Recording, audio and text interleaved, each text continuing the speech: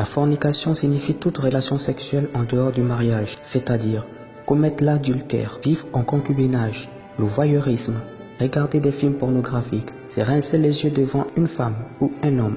L'homosexualité. Dieu punit très sévèrement ce péché de la fornication par la mort si on ne se répand pas. Par exemple, il a détruit le monde entier au temps de Noé à cause de la débauche sexuelle, ainsi que les hommes du temps de Lot. Tous ceux qui commettent la fornication risquent de finir dans les flammes de l'enfer et les temps de feu. Numéro 2.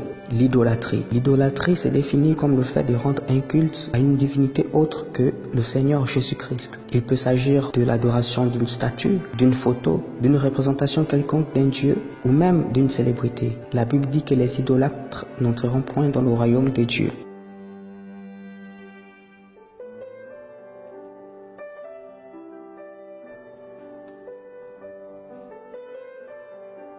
Numéro 3. La rancune ou le non-pardon. La rancune, c'est vouloir rendre le mal par le mal qu'on vous a fait. Quelqu'un de rancunier ne sait pas pardonner et à cause de ça, Dieu ne peut pas aussi pardonner ses péchés. Jésus a dit, si vous ne pardonnez pas aux hommes leurs offenses, Dieu aussi ne vous pardonnera pas vos offenses. Et en conséquence, un rancunier n'entrera pas au paradis. Numéro 4. Le mensonge.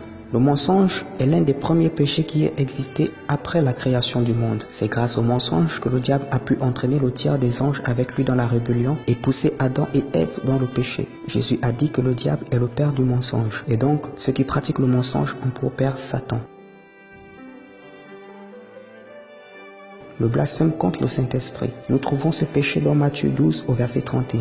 Jésus dit, voilà pourquoi je vous le dis, tout péché et tout blasphème sera pardonné aux hommes, mais le blasphème contre le Saint-Esprit ne sera pardonné ni dans ce siècle, ni dans le siècle à venir. Le blasphème contre le Saint-Esprit a deux significations. Premièrement, il s'agit d'attribuer l'œuvre du Saint-Esprit aux démons, c'est-à-dire outrager le Saint-Esprit et le qualifier de démon. Deuxièmement, il s'agit de rejeter entièrement Jésus-Christ comme seul et unique sauveur de votre âme. Numéro 6. L'orgueil.